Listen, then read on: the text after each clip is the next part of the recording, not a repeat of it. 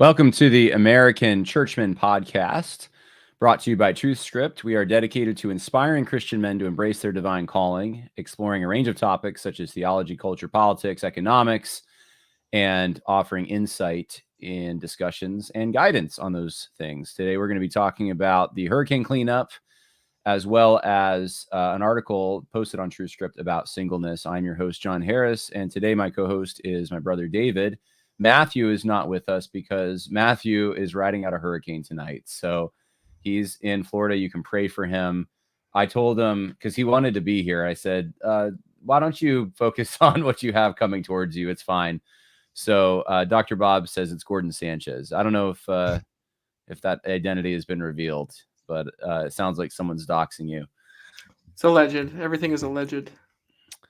So David is also the president of Truthscript, and I don't think we've talked a lot. I had Matthew on, and so he wasn't there, but you were there about the retreat. Maybe we should start with that, and we'll get back into the attributes of God discussion when Matthew returns next week. But instead of doing that, why don't we talk about the weekend, not last weekend, but the weekend before that up in the Adirondacks. You were there, David, so what did you think?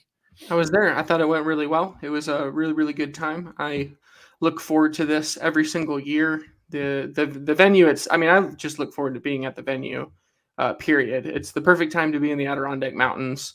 It's beautiful. It's crisp at night. You sit around the fire. You have really interesting conversations with guys. Really, it's become all over the country. We had a guy from, I think, Greece, who I don't know if I think he lives here, but we had people come up from Georgia. I think somebody came up from Florida. So just guys from all over the country, guys from, a number of different Protestant traditions. We had Presbyterians there, Baptists, non-denominational folks, even people who would be probably more charismatic-y, I guess, but really good unity, robust singing together, and a number of really great messages from Dr. Richard Vargas, from you, from A.D. Robles, and from oh man, now I'm missing. Oh, and from Edwin Ramirez, and your own father, and my own father. Yeah, that's. I was running around. I missed a lot of the speaking because I was putting out little fires here and there. But yeah, great time. Topic. Dr. Vargas talked about the history of fundamentalism and why you don't need to be ashamed to be called a fundamentalist, among other things. But yeah, great time. How'd you feel like it went? What do you call it? The scale of the event is pretty good, because when you have between, depending on the year, between 50 and 100 guys, this year it was 70 guys, there's a camaraderie you can have. You can actually talk to people and get to know them, and you start recognizing the same people year after year, and you start to become familiar with their names and their stories. And I know that some good relationships have formed from it, but it's also pretty accessible. And I think in the wake of the Steve Lawson thing, especially, there's guys who would go to these big conferences that are now realizing, man, we don't actually know these people. They're in the green room. They can come out on stage for a few minutes and even tear it up on the pulpit. And but did they actually have virtue and character? Are they people worth emulating? It's somewhat questionable now. And that's the case when your life is mostly hidden. And the retreats aren't like that. We're all out there. You're going to see the flaws. And I wanted to actually show people, as speaking of flaws. So Andrew, the guy, we actually had this whole thing recorded. We're going to be posting the links at Truthscript. So follow Truthscript on X or on Facebook. I think are those the only two places? We have Instagram, right? We have Instagram, yeah. Hopefully that should be. We've connected the account, so there should be more Instagram posts very soon. Well, yeah, I'm one of those three. If you follow us, then you will get the update, and there will be videos of the talk. So I got the tape from Andrew today of the A.D. Robles talk, which was really good. He was talking about friends and enemies, and I'll see if I can post that later tonight or tomorrow. But this is how it began. Hey, all right. So I always like to say whenever I talk somewhere that I'm not preaching today. Unlike Okay. It's okay. It's okay. It's hitting the fan. It was right? John. It's okay. Yeah, so I figured I would just show the it's real, it's raw. There's no embellishment or I don't know, fine editing. we didn't take it out. We just left it in. I think Andrew thought it was better. Anyone who is speaking there, you get to rub shoulders with them. One-on-one, you get to eat, you get to share meals with them. Potentially go on a hike or kayak out on the lake or go fishing. So yeah, I think the way it was put several times is there's no green room here. There's no place where the people who are speaking are separated from the people who are attending. It's a very, everybody's kind of having the same experience. So yeah, great time. Highly recommend. Well, if you have questions or comments as we go through the podcast, please let us know. We're streaming right now on Rumble, X, YouTube, and Facebook. And you can ask questions, I think, on all of those except Rumble. So Matt says John's green room is the campfire. Matt actually was the one who did our music, Matt Borish, and did a good job. And greetings from Albuquerque, says Ray. Ray is Spanish for king. Is that why El Rey is the king? That's right. Yep, that's correct. So the more you know. Yeah, if you habla, these are things that you know. Gordon Sanchez on the supposedly conservative podcast, bunch of grifters, sad, very sad. Wow, traitors. Okay, I don't know. Betty. I don't know if it's FEMA or us. I think Betty's calling us traitors. Hi from Florida. I hope you're safe down there. I was looking at some of the Weather Channel stuff, and it looks like this is going to get the intensity will go down. I think it's Category 5 right now, but the geographic area will be larger than it is right now. And it looks like it's already half the state of Florida. So this is going to be intense. And it'll be interesting to see what happens. Mary asked, when will registration be open for next year for the Fundamentals Men's Conference? Good question. Probably by the end of this year. So by like December, I'm thinking, maybe November. There's just a bunch of other things we're doing. One of them is a church history conference that we're going to have next April. So stay tuned for that. There's more announcements coming. Let's get to the topic at hand, David. You were in, where were you actually? You have a slideshow, I know. Yeah. Let me actually share a map really quick. I taught. I don't think it's on there. I don't know where it went. Well, I turned it off. So let me put it back on again. Let me just share a map for a second. If we're seeing. Let me get rid of AD. By AD. Okay. So let me know if this is moving. Is this moving? Yeah. Okay. So we'll zoom out a little bit. So here is let me put the terrain on. So yeah, see, that's a nice map. You can tell all the mountains and hills and everything. So Tennessee River Valley is up here. The hurricane, when it came up, this is as far as I understand, it kind of, the reason why it was so bad, where it hit is kind of veered off this way a little bit. And the expectation was for it to go more towards Nashville quicker. But instead it kind of, because there was another front that had just come through. Also, the front had saturated all the ground. It rained a lot in this area, the Smoky Mountains and the Blue Ridge Mountains. And you'll see all these things pop up because roads are out everywhere. So this area, Asheville is about 1,000 feet higher than the surrounding region. So it's like 1,000 feet higher than Atlanta, than Knoxville.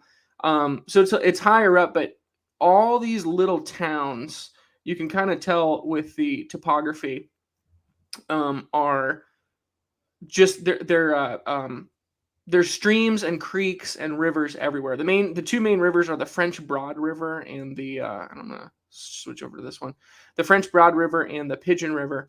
So this is Newport, Tennessee. This is a picture that I took on Saturday. That's a really actually like large RV, just full of debris.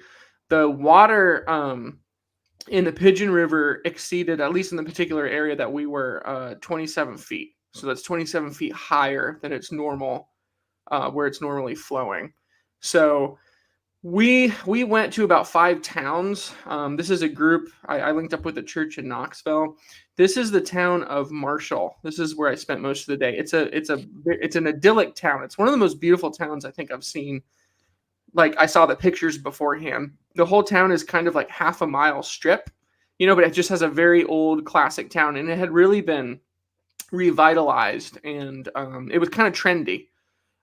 So this is it now. This is a picture that I took. I mean, obviously the picture is not as good. You have to zoom in to see some of the details. You can see there's some damage on the side. There's debris, but if you zoom in, you see the train tracks just completely taken off. The train, there was a train running like 4 times a week into that town. It may never run again. This is Main Street. So this is kind of typical in the towns. But the first story of most buildings, like most of the first story, because you got to figure 27 feet, was just completely, was just mud, basically. And the mud is still there. The water receded, the mud stayed behind. So most everything. Where's the asphalt? It all just got wiped away, pretty much. There's no asphalt asphalt is anymore. still there. It's covered in mud, because mud covers absolutely everything. You can't see in this picture. I didn't take a ton of pictures because I was working, and I wasn't thinking of taking pictures. So I just have a few. I have a few videos too, but further on where that Jeep is coming in, there's several houses there, and they're just gone. There's nothing there. They just were completely wiped away. So Marshall, actually, several people did die in Marshall. I don't know how many. There's still so many people missing. We don't really know. It's going to be a while before we know the exact numbers of how many people are gone. I'm just going to go back to this one really quick. But what happened was, this was like 8:00 in the morning when there was an alert that went out. Basically, if you need oxygen, if you have any kind of like medical reliability on anything, go out and get it. And then like 20 minutes later, another emergency broadcast came in that said shelter in place. So a lot of people stayed put, because it was like, okay, we're supposed to shelter, but you can't shelter if you're on the river. And this water came so fast, you might have had a few minutes. So a lot of people just got washed away, within seconds or minutes at best. So Marshall wasn't as bad as other towns. Like Chimney Rock is gone for the most part. There's a little of the main stretch that's still there, but so much road is washed out. In some places, like miles of road just completely gone. And I guess sort of, I've been trying to sort of process. Here, I'll stop sharing this. I've been trying to process sort of what we saw on Saturday. So me and a friend went up. We spent about probably 12 hours in the mountains. We went to one town and Hot Springs. And Hot Springs was it's a tiny town. It's like, I don't know, maybe a quarter of a mile, the main street. And the bridge held. So people have been able to move in and out of that town, but it's pretty much ruined. I mean, like big sections of road washed away, buildings, completely filled up with mud. And this mud is toxic because the Asheville sewage system failed, and that all went into the sewage of 115,000 people just went straight into the river. So it's in the mud. The stench was horrible. I mean, it smelled like feces. I wound up in an old mill that had been converted into sort of an office building / apartment complex, and I was just shoveling this mud out and cutting out drywall for the day. But yeah, it's going to be, one of the reasons why I wanted to go just because as soon as it happened, I was in New York for the retreat. I flew back to Tennessee, and I just wanted to get up. I just wanted to help. A lot of people have been texting me and calling me and saying what can I do? What can I do? There's been, I think, a lot of urgency because people have felt like there hasn't been a response, especially from the feds. So a few things that I noticed. So I didn't see, there were things that I've seen online that I did not see. So I did not see, bodies strewn all over the place and the smell of death in the air. But there may be places where that's happened. Just it's not in those like 5 towns that I was in. Those may be more remote areas. I'm not sure. I do know they found bodies around where I was, but I didn't see or experience that. But there were no feds anywhere. I didn't see even a whisper of FEMA or the National Guard or any state, nothing. In fact, the only authorities I saw at any point, and this is across 5 towns, were some cops pulled up in an ATV once and just, said like, "Hey, you guys good? You need anything?" And then they took off. Other than that, it was a 100% volunteer effort. And it actually, I was trying to think of what to compare it to. And the thing that stuck out to me the most was 9/12. So if you remember the day after 9/11, everybody was sort of like your friend that day. There was just this sort of common camaraderie. Political differences didn't matter. Like we were sort of all Americans. This is the most I've ever seen that spirit, and partially because like these towns, this isn't within the influence of Asheville, and Asheville's not a red place. Like Asheville's pretty blue. And even the town that I was in was like I said, very trendy. I mean, there's one church. The church is looking for a pastor. It's a Presbyterian church in downtown. So like the Christian influence isn't super big there. There's like crystal shops and magic shops and things like that. So it struck me as like, oh, this is a very like progressive town. Sort of like if you're from New York, like Woodstock, if you're from California, like Santa Monica. That's kind of it was kind of the vibe that I got.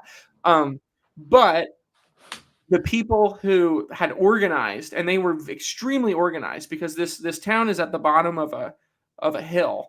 And then like at the top of the hill, there's sort of the corporate stretch of the town. And then at the bottom is the actual town, like the riverfront. And they weren't allowing any vehicles down. Instead, they would shuttle people, volunteers, because volunteers have poured in from every corner of the country to come help here. There's more volunteers than, there's a lot of help. Not everyone has a helicopter. That's kind of the issue, but there's plenty of people on the ground, like shoveling out stuff and, supplies. People are bringing supplies like crazy. So that hasn't really been a huge issue. But they had a shuttle system to bring people down and bring them back up. It was super organized. They had all the PPE because, again, this mud is extremely toxic. So, we had full body suits on, respirators, gloves. I sort of shed like one by one because it was so hot, shoveling the stuff out. But one thing I noticed was even without any like outside help, I mean, there was outside help, but it was all private. It's all just citizens, mostly from Tennessee and North Carolina. Pretty much all of the infrastructure were like red state people. So there was a sign that I saw at one point. It said free massage for volunteers. So people who have like come in to help. Like if you go to my massage shop, I'll give you a free massage. And I would have this moment. I'm like, this is really cool that nobody's fighting. It's very obvious that some people here are very left, some people are very right, but everyone is like pitching in, working together, and trying to help one another to help these people who have lost everything. But if you zoom out a little bit and think about it, all of the infrastructure is like a guy pulls up in a Trump hat and he's got, like a side by side, a bunch of guys with camo and chainsaws. Without red state America, people would be struggling a lot more. It's like red state America that has come in to save the day, here. And that's not to say that like people who are more progressive were not, because I was volunteering next to this guy who had, he was very obviously like a hippie, but pretty much all the infrastructure were red state people.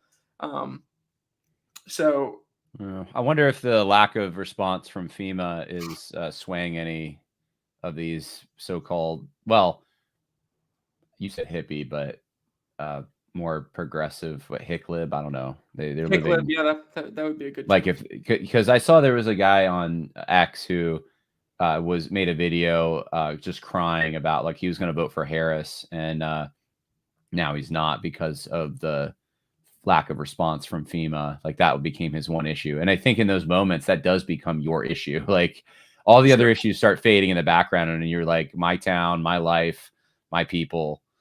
Yeah. I did notice, so I had a lot of good conversations with people throughout the day. some, fairly extended because you're working next to people, breaking bread with them. Nobody wanted FEMA there, like universally. Nobody wants FEMA. In fact, almost everybody I encountered would make a crack about it. Like, at least we don't have FEMA here. So it's kind of like, on one hand, because a lot of people are saying, "Where's FEMA? Where's FEMA?" And it's a good question. Where is FEMA? Because that's our money that pays for FEMA. So where are they? Where they could at least just give the money back to us, or give the money back to these people, but even if they were around, nobody wants them, and I talked to some people which, by the way, another thing that I've seen a lot online is that they're taking supplies. So I did hear directly from one person who's been coordinating bringing supplies in for, now we're going on 2 weeks, a week and a half, that he did see FEMA come in and take supplies directly. So it is happening. They are taking stuff. They're confiscating, I guess would be the word. Where are they taking them? I don't know. Nobody seems to know. My guess would be they're taking it to Asheville, because Asheville is where you have a ton of people. Again, this is the red state infrastructure. So the red state infrastructure is taking care of all these outlying areas, because these guys, it's honestly, it almost made me tear up throughout the entire day, because these guys that you just, the guy that you just pass with, basically the guy that the Gospel Coalition likes to slam every time they put a piece out. The guy that Christianity Today, would have nothing to do with because he's a Christian nationalist, whatever it is. Those are the people who have saved the day. Those are the people who have, guys have missed a week and a half of work. The people have just, one guy has just been quaying out his own money, and he's finally asked for donations, but people have sacrificed an incredible amount. But it's your quote unquote ugly Americans. It's like the backwoods redneck hillbilly guys who sit in the back of the Baptist church pew on Sunday morning, who are the heroes here. They're the ones who have done everything. And some of the, the ones who strike it big and have their own helicopters, they've been doing a little bit more, or they've been able to do a little bit more. Although, there have been instances, there's at least one instance where somebody was threatened with arrest. And yeah, we talked about that last week. And then the weird thing lately has been, there's at least 2 incidences of planes just coming in and hovering over the staging areas and messing everything up and then flying off. So that's the weirdest thing. I saw, 2 or 3 of those on X, and I'm like, what in the world is that? That's the weirdest thing to me. How do we ensure that these people can vote? Mary asks. Yeah, I don't know if polling places would be even set up. I don't know how that would happen. If Asheville doesn't vote, I don't know if that's the worst thing in the world, but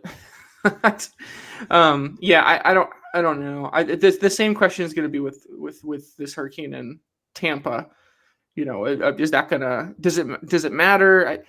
That could take us into the whole conspiracy, theory thing, which is funny because I've had people have been calling me, because I was up there, and without exception, without any exceptions, it seems that the predominant belief now is that the government can control the weather, and they have engineered the hurricanes into. I've heard this multiple times. I've heard it from people here in Tennessee, all over the place. And I thought a lot. I don't believe that. I don't think that the government is capable of doing that, just because of on an energy level. I guess nothing would surprise me anymore. But I don't know. It's a little too much for me. But at the same time, there's in the past, I might have looked at those people and thought, you guys are crazy, you guys are insane. But this is the outflowing of COVID. If you want to understand this situation, then you look to COVID. People were told for 2 years, trust me, while they were being lied to constantly by every facet of their society. Every institution constantly just lied to them about everything. So there is no trust at all. And nobody wants the federal government around. Nobody wants the experts around. They want to deal with it themselves because they only believe what they can see with their own eyes.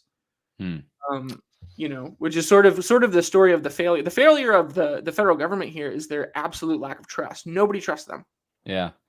Well, Brandon says, and he's not the only one to say it in the live chat, word is they are redistributing to illegals the resources. And I wouldn't even put it past them, to be honest. Well, they would have to be. If they're taking them back to Asheville, then they are, because that's where the illegals would be, right? That's a blue city. There's plenty of illegals there. And Yeah. the illegals don't have the infrastructure to deal with this stuff. They're just going to be waiting for handouts. So that makes perfect sense. Yeah. Yeah. It's surreal to see the neglect of people who are citizens who probably have families going back generations in favor of migrants who just got here, who probably didn't even follow a legal pathway, but somehow our tax money is going to help them. It's very angering. And that's really what divides, I think, people on this election, is not just on that issue, but on every issue. It's just about every issue. It's kind of like this battle between the people who have been here versus new arrivals who may not even have followed a legal process, and then those who would be their allies, who would see them as political pawns to help them advance their political agenda. And this is just playing right into it. All right. Well, there's a lot of questions. I know I had a few other questions. People, get your questions in now, because we're going to move on to another topic, but you got there somehow. So the roads must be like, okay, at least from the direction that you were traveling. No, the roads there's basically one road, as far as I understand. So there's two major interstates that go from the Tennessee River Valley to Asheville. One of them comes down from Johnson City. It's Interstate 26. Interstate 26 got wiped out in Irwin, Tennessee. So Irwin, Tennessee is near Johnson City. It's on the other side of the mountains, just sort of within the mountains. And there's a big industrial park there on the river. And that industrial park just got wiped out. And several people died because they were inside working and they tried to leave when it was too late and they drowned trying to escape. So Irwin's in bad shape. And the Interstate 26 was washed out in Irwin. Right now they're projecting probably, I think they were saying sometime late next year it'll be open again. So that's the main thoroughfare between Johnson City and Asheville, coming from the north. Coming from the west, so from Knoxville to Asheville, is Interstate 40. Interstate 40 is an extremely important route because a lot of freight that's going between the rest of the country, but Nashville, Nashville and beyond, basically, would be going through Interstate 40. So that means the only roads, there's back roads, there's probably some ATV roads and things like that. But as far as I know, there's really just one road that is semi-passable, like all the way, from Tennessee into North Carolina. I don't know about the North Carolina side, but at least from Tennessee. So now when you try to go on back roads, so when you try to go up, because this is holler country. So there's all these tiny hollers should explain what a holler is. Holler is a tiny valley between two hills. And people tend to live in the hollers. And generally, it's a big difference in the South, in Appalachia from the North. In Appalachia, generally, they're associated more with poverty. So poorer people often live in the hollers as opposed to living in town. Whereas up north, it usually is flipped. A lot of the time, the wealthier people live out of town and the poorer people live in town. It's just sort of an aside. But that means that people up these hollers, a lot of them already might be hovering along the poverty line. I mean, I see trailers around here that look almost like a third world country. I mean, people are living really like hand to mouth in some of these areas, and some of them live way, way back, and if you had tumbling water coming through your holler and it washed you out, I mean, it may be a very long time before we even know, and may have not even left very much to assess. There may be some pieces of a trailer or of an old home, but so all that to say is the routes, the just moving, that becomes one of the big issues, because there are now no interstates between Knoxville and Asheville that you can just take. And that's going to be at least until March 2025. That's what they're saying now. It'll probably be later than that. I was thinking about those people because they're in a really bad spot, given this is October and it's going to be getting cold. It probably already is dipping into the 40s at night. Yep. And what do you do now? You have nothing. A lot of those people don't live in towns. They're more clannish, and I don't know. I don't know what that looks like. I mean, it's just I do have that fear that people are going to be starving this winter, and we might not even know about it up in the hills. I mean, as far as even like trying to hunt to sustain yourself and that kind of thing, I don't know what kind of damage this did to the wildlife in the area. I'm sure that it probably killed a lot of wildlife as well as A lot of fish. livestock. Yeah, I'm sure a lot of fish are dead. A lot of fish. There's a lot of dead fish. I don't know about deer. A lot. There was a clip that was circulating of like 4 or 5 bears on the top of a tree before the flash flooding even started. Like they knew it was coming. So I mean, animals usually move to higher ground, but yeah. I mean, the good news is like again, the people who have poured into here and the people who already live there, they're taking care of business. Like they're figuring it out. My faith in like, if I'll put it this way, if you want your faith in like the traditional concept of America, as sort of the, Protestant work ethic, pull yourself up, work together, we're a team, come on down and volunteer because your faith in that America will absolutely be restored. It's pretty incredible. Well, it didn't look like there was a lot of people in the pictures you took. So you said there's a lot of volunteers, but yeah, I was taking mostly from the other side. I can.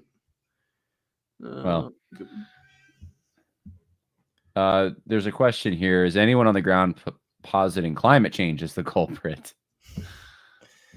I mean, people are probably. It's ironic. There really are two. And we could talk about this for a second, but there really are like these two. You either kind of run to this side or you run to this side. If you're progressive, well, this is Republicans' fault because because they don't want to deal with climate change, and if you're on the right, the government is creating and sending out hurricanes. So, which my favorite one is like so the government created the hurricane and it sent it to Spruce Pine because like Spruce Pine is this town that has like very special quartz that's used in like. Oh, right. They wanted the minerals. Yeah, they want the land. So they sent the hurricane into. I'm like, man, that is wild. I don't understand how they're capable of doing that, and not capable of like holding a Boeing together. Like this is so confusing. How is it both? But that, and that's why I even when I'm like discussing it with people, I say like it's probably good to have a limiting factor because if you do run to an extreme immediately, because the temptation now is to run to the sort of the most wild explanation. I get it. It's hard not to think this way at this point.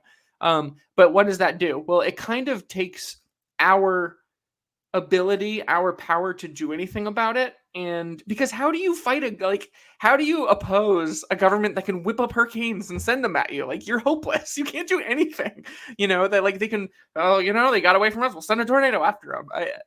I think it has it has a way of kind of shutting down, almost like shutting down dissent, because it's like, well, there's nothing we can do. They're so powerful, and they're not. I really don't think they are, because they can't even handle a cleanup. They can't even handle a storm cleanup. The story of this, like from a political standpoint, is that the United States government decided that it was going to prioritize literally anybody else in the world over its own people living in the mountains of North Carolina and Tennessee. Anybody who just walks over the border will set you up for life. We'll make sure you have. I can go on, but that really is the story that's the political story here. Vanna Mahler says, I blame the sun, which has been shooting historic solar flares right now. That's a wild theory. The sun could be behind it. It's possible. It is possible.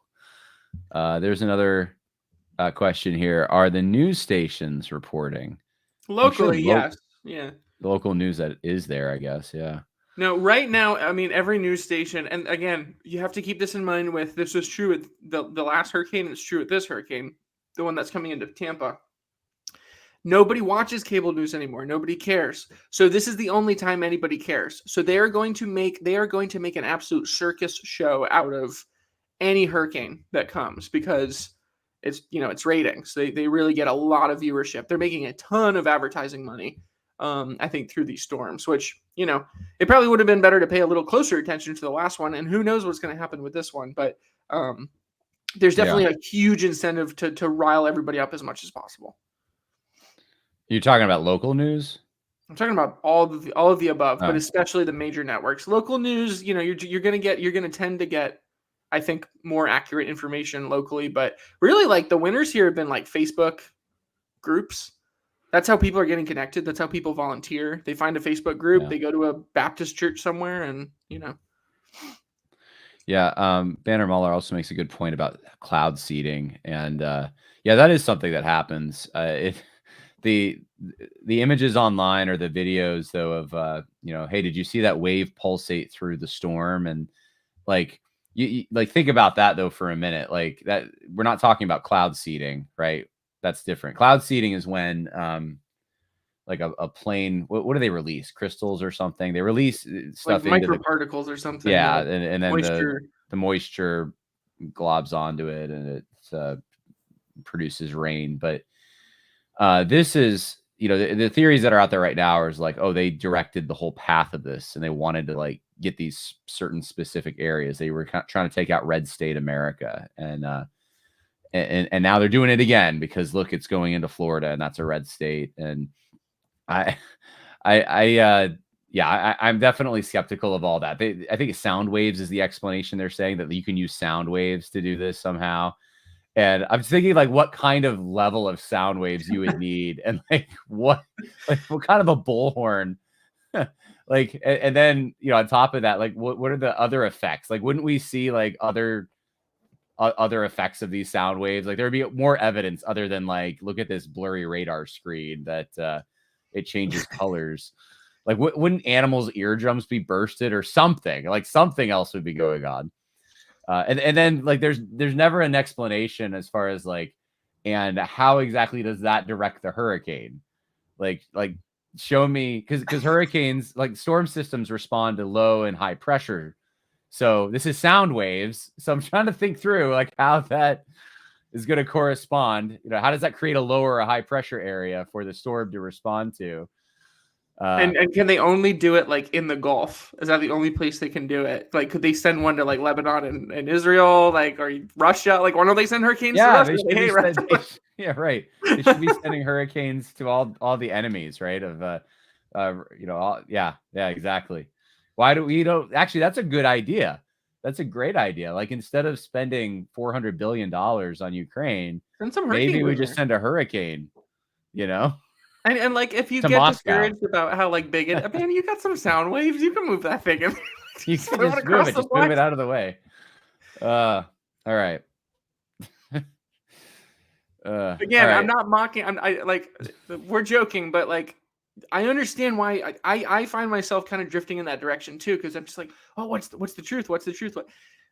I get it's because there's no institutional trust. We have no trust in any of our institutions that they're telling us anything remotely true. So I don't blame you if your mind goes that direction. But have a little bit. TSSL is saying the government monitor the altered weather during Vietnam. I think that's probably cloud seeding though, which is different. Cloud seeding is definitely a thing. I mean, they flooded Dubai recently, I think. Oh yeah. That's the thing. Like when they've done it, it hasn't really worked out very well. Like it's been kind of a like where there tends to be, that was the whole thing with COVID. When we mess with these natural processes that are like way out of our control, it tends to not go well. It doesn't tend to work very well. That seems to be the that's cloud seeding specifically. Yeah, just be careful. That's what I would say. Be careful. Yeah, don't trust the government. Absolutely. Be skeptical at least. You've lived through enough to know that that's a wise path, but don't just buy into every theory that doesn't really have evidence and doesn't not even I don't know. It's like there's not really circumstantial evidence. There's no explanation for how the mechanism works to do that. So just be careful. I think it was Marjorie Taylor Greene went online and was saying that the government absolutely can control weather, and I'm just like, oh, that doesn't help right now. Like well, I think it makes you. I think the result is inaction. More than anything else. Right. Yeah, the effect of it is bad. It's the same with the QAnon stuff. The effect of that was all bad, in my opinion. Because what did that do? It says, well, there's a plan in place. It's bigger than you. And then people spent all their efforts trying to figure out what the code was and how to break it so they knew what was coming, instead of actually doing the work of getting people elected, wielding power, in building businesses, constructive things. Instead, you're just sitting around waiting for the TV or in this case, the internet to tell you, what the next step is. And, there's so many hours wasted watching people who do that kind of thing. And it just bothers me. I know stories from the QAnon stuff of people who just got sucked in and it just became an obsession. And it's the same. It can be the same with this. Think of constructive things you can actually do with the scale of your life and go do it, whether that's running for office, starting a business, or throwing some generators on your truck and driving to North Carolina. It could be playing with your grandchildren. That's better than watching all this stuff. Okay, let's try to shift gears. Everyone's weighing in on this. I'm not judging I have to show this one. There's literally a story in the Bible about a Jew controlling the weather. Wake up, people. I know exactly what story that is. That's Jesus. That's Jesus. There's well played. That was good. I think you win the best comment You award, absolutely Yellow win. Moth. That's really good. All right. Okay, what are we doing? Oh yes, I forgot what podcast I'm even on. All right, let's talk about Singleness. Yeah, singleness. I don't even know how to transition that. Let me pull it up. If you're single, then get married. All right. Well, you may have more time to be able to dedicate to Here's the front page of Truthscript. If people want to donate, I didn't say this at the beginning, but they can scroll to the bottom. And there's a little donate tab. It's very small, but other links says donate. Click on that. It is a 501c3. And, even with this last retreat, we charge cost. So, that's how people can afford to come to these things. It's not very expensive, but that means that Truthscript is the one that's paying the honorariums and some of the travel costs and that kind of thing. And so your donations help us do events like this because we realize that a lot of people don't have money right now. And we want to be able to give access to people who don't have the resources to get to some of these big conferences. And so thank you for all those who have donated. Absolutely. All right. Is singleness the ideal? What the church should say about marriage today? Michael Clary. Yes. So this is go for it. This piece starts out very directly. Historically speaking, singleness in the modern world is a novelty. Like many other young people. And then he goes into his story about how he started out single. But yeah, I've noticed a lot of people seem to start out single. I think I even started out single. I also started out single. Yeah. My baby who was just born started out single too. It seems like it's the state that everyone starts at. So the question is, how do you go from that to getting married for many of you out there who are still single and are looking for that? But some people don't actually get married, right? Jesus is one of them. He did, that wasn't part of his purpose. Anyway, let's keep it to the piece. While modernity is quite different in many respects than ancient times, one thing remains: the potential for loneliness of modern singleness looms large and cannot be fully cured by church life. That's a really great point. Yeah. Man, I've heard that so many times that the church should be able to fulfill those longings. You go to church and you find alternative parents or brothers, sisters, whatever. And that because you're part of this heavenly family, that, even the vacuum left by not having a spouse and not having children should be filled by the church. And obviously the church can help with those things. There's no doubt that having friends that are on the same spiritual plane as you and can encourage you spiritually help, but it doesn't fill the whole gap. It's not an alternative. It's a lie. I think people have bought into a lie. I know the Gospel Coalition puts out a number of articles, especially LGBTQ type stuff. That I just searched the Gospel Coalition singleness. Oh, did you? So, yeah, listen to some of the. So here's one piece: the key to companionship for singles. Another one is how to serve single parent families well. Another one is homemaking is for singles too. Another one, promote marriage and dignify singleness by prioritizing God's mission. So there's been this very intentional. Can't load the Gospel Coalition. Yeah, interesting. They probably blocked you. They blocked me too. There's been this very, very intentional promotion of singleness as it's never explicitly said as the ideal, but that's basically what you get when you read. And I've read a number of these pieces. Yeah, like you're I was, godly or if you're single or something. yeah, and I mean, when I was 19, I believed that. I wanted to be a missionary. I wanted to go to seminary, and be a missionary and be, sort of a combination of like Hudson Taylor and Indiana Jones. And I thought, a wife would hold me back, would hold me down, and but look what Paul wrote in 1 Corinthians 7. And but I think you're correct. I think really it really has had nothing to do. It's not in a Catholic way, like you serve the church. Really, this push has been an LGBT push. It's a mechanism to accommodate LGBT people or people who think that that's what they are. He says under the heading modern culture and the church's mandate that culture has a tendency to highlight all the ways marriage can go wrong, and by extension praise all the ways singleness, hookup culture, etc. can go right.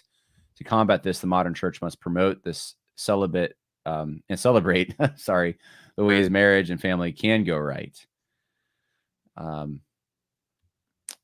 One writer observes that American pastors paint a bleak anti-marriage picture of marriage. He cites several examples of well-known pastors and authors telling marital horror stories that make people think twice before considering marriage.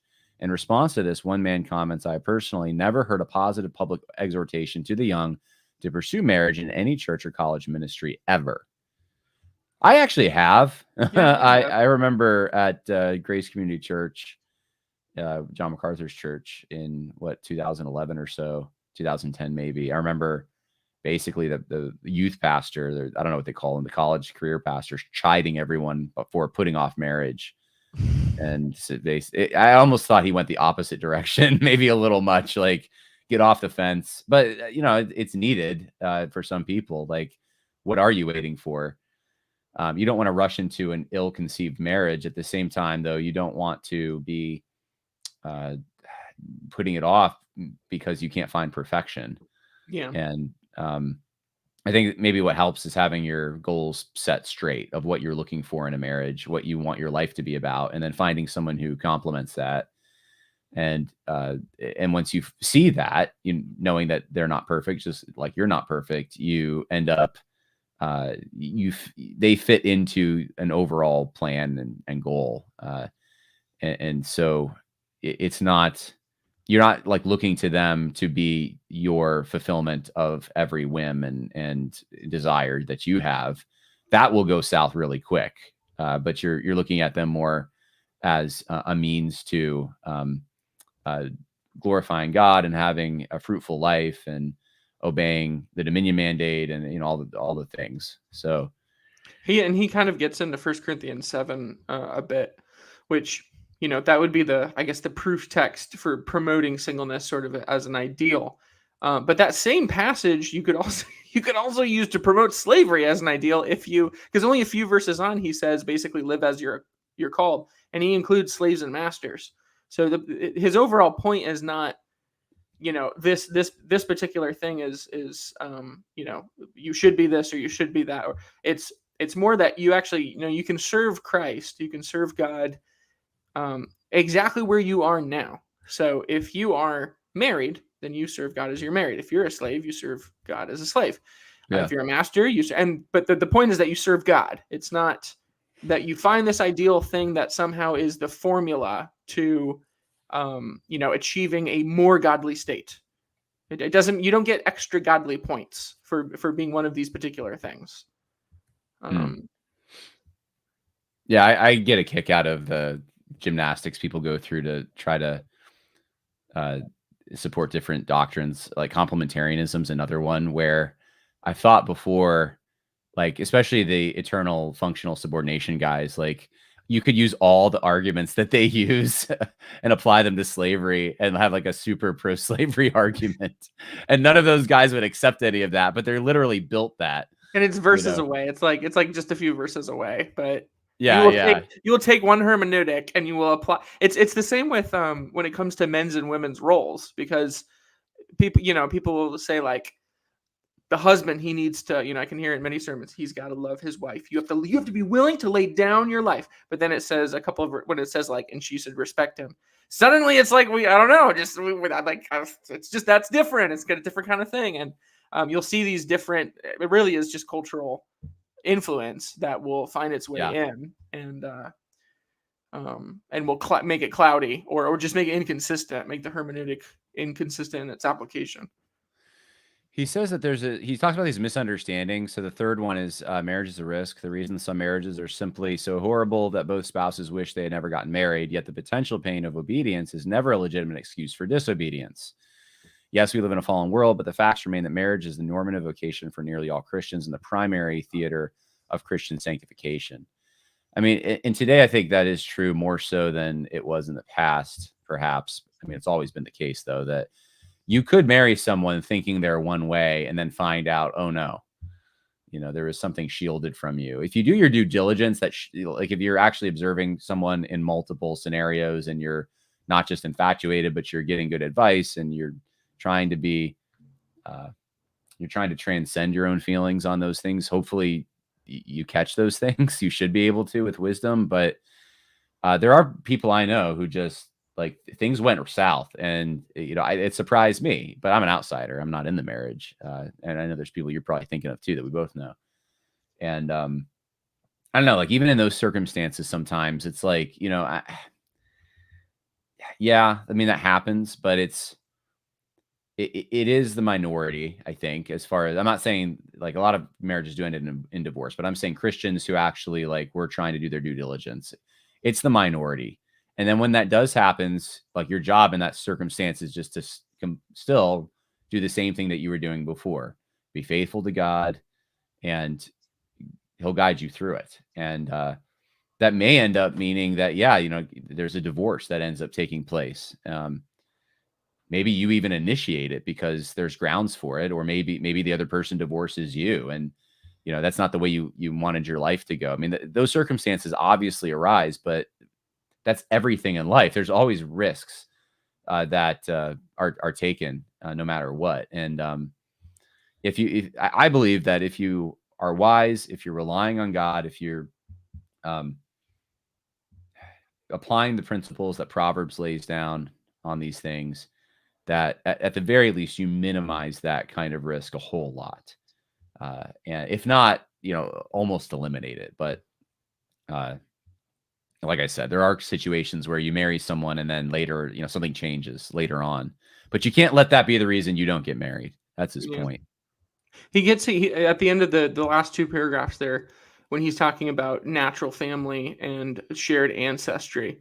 So he's making a case that actually the natural family, mom, dad, kids, not that you can't have, grandparents involved, different people involved, Friendsgiving, friends, but there's a cohesion that is promoted by that situation. And that really is something that he doesn't really get into this, but that is a very Western, it is a Christian/Western almost anomaly, right? Most of the rest of the world does tend to be a bit more communal, right? There is more.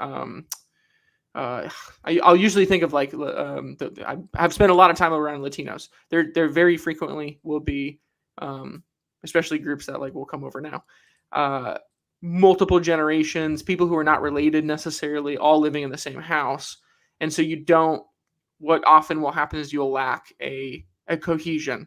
People don't necessarily have a shared identity. They have a general shared identity, but it's more either an ethnic one or a cultural one. It's not a one. Whereas marriage, kids, family unit, it's why we generally live the way that we do. We generally have two parents and kids in a house.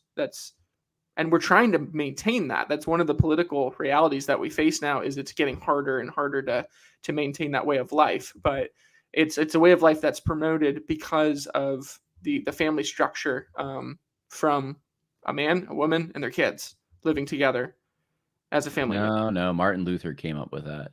Oh, that's right. Yeah, that is a narrative that's out there. I did not know that. Oh, no, Martin Luther like invented the modern family, and what? I can't. Yeah, I know. I actually, I bet if I looked it up real quick, I'd come up with websites. Luther That's modern. okay. We can somebody can write a piece on that. And Yeah. It comes up. Oh, you just have to Google it. Yeah, I never really paid much attention to it, but all right, a bit more on Paul's singleness. Despite these things, Paul's singleness still prevails in the minds of many. Okay, so you already kind of talked about this, to be honest. Like 1 Corinthians 7 is often, I think people read way too much into it. It's really what you said too. So if you want to know more about Michael Clary's excellent job parsing that out, go to truthscript.com, check out the article. And this is actually pretty thorough. 5 things singles is a should very thorough consider. treatment. First, make most of your singleness. Second, have faith that God is a good father who gives good gifts to his children. That's a hard one when you're lonely and single. Third, pursue the virtues of fatherhood or motherhood. And fourth, urge churches and pastors to honor and celebrate the goodness of marriage. And lastly, some fill their single years with travel, career advancement, and hobbies. Others, however, have their singleness. They serve the kingdom of God in greater ways. Singles have more time, more money, more emotional and mental capacity to devote to the kingdom. Don't waste it. All good points. Definitely. He almost goes a step further. Like I don't think I really ever read anybody go like where he goes when he says basically in the church, even in the church is not a replacement for the family. Right. Which, I've said many times, like, well, my church family, because for some people it really does end up being that because they don't have anybody else. That is a thing that happens, but it can't deliberately serve that role. It's a close or not even close. Well, it's an approximation. It's a close approximation. It's not a replacement. It can't be. It's not possible. Like my wife lost her mother last year, about a year ago. Like right now, it's a very challenging time for our family because as the weather changes, those memories come. And are there going to be other women in her life that can be motherly to her? Yes, I'm sure there's some we haven't even met yet. Are any of them going to be her mom? No, that there always will be a hole there. And I think it's the same thing. God designed men and women to have spouses and to get married, to have kids. That's the normative. And, you need to pursue that. You need to, I think, what does it say in Proverbs? He who finds a wife finds a good thing. There is a finding to this. You don't want to just sit still. You want to be somewhat proactive, but also rely on God, both of those things simultaneously.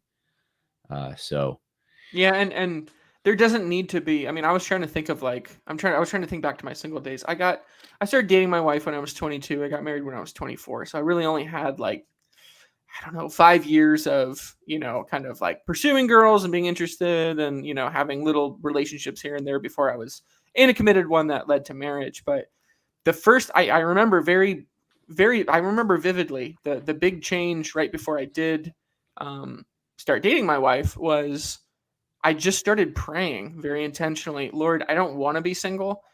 But if that's, where you want me to be right now, just show me the particular work that you have for me that I can only accomplish as a single man. And I then was sort of like the impression that I got, not in like a weird way, but was, who do you know? Like what girls are in your life right now? You should consider them first, don't create this sort of platonic ideal and just look for her and see where, who do you know now and go from there. And, the intentionality, and getting over shyness. Girls do like a man to fulfill his role, which is to be direct. And, it is okay to ask a girl to go on a date with you. To go get cheeseburgers and milkshakes. That's okay. I've actually defended that book quite a bit, but then Joshua Harris went ahead and stabbed all of the other Harrises in the back. By jumping on the was Kamala. It was Joshua and Kamala. We don't talk about. A lot of people blamed that book, I Kissed Dating Goodbye, I think, for ruining their. His issue was Joshua Harris's issue was formalism. He had this formula that he thought this is the, if you follow this formula, it will work. And it wasn't a formula. It was principles. If he would have stuck to the principles, not everything that he even wrote in that book was horrible. Just the idea of like, hey, date with intention. It doesn't matter what you call it. You don't have to call it courting. You can call it whatever you want, but just be intentional about it. Don't mess with her heart. Don't fool around. Be a man. But then we found out he was a gay man. But oh well. I know that's not proven, but I'm waiting. It's at some point it will come out. It's not. I thought it was. Then he's always kind of big. He went to like you're like he does kind of set off the gaydar. No, but he was at like a gay pride march, wasn't he? Yeah. I don't think he claims to be gay though. He just was in solidarity. He was an ally. Huh. Yeah, the whole thing's suspicious though. He's not remarried. Well, anyway, that's Josh Harris. That's a different Harris. I need to give a shout out to Church Search, by the way. I haven't really mentioned them, but they helped create Truthscript's Church Search feature. If you go to truthscript.com, you can, by the way, I should say you can still add your church if you are interested in that on the Church Finder. Yeah, on the Church Finder, looking for a church, click here. So that'll give you the map. But if you want to enter your church, click on the Church Finder. And I guess we got to take that Fundamentals Conference tab down. Yeah. But also, I would add, if you want to get involved specifically in flood relief for East Tennessee, Western North Carolina, then feel free to send Truthscript an email. I and whoever, what other resources I have. I will do my best to try to connect you with people, whether it is you want to donate actual physical things or funds or your own time. Shoot us an email and I will do my best to connect you. I have some contacts in the area now, and I've been trying to do that over the last week and a half. All right. Well, listen to the podcast. Thanks for joining us, everyone. Until next time, God bless.